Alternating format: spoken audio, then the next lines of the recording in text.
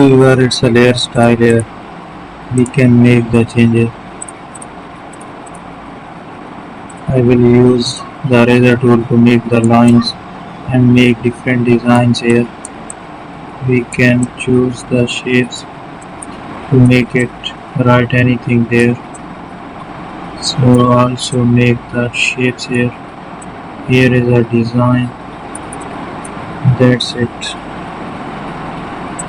We will use the pen tool shapes. Also we are going to make the changes here. I will use the pen. Change the color. So we have changed it.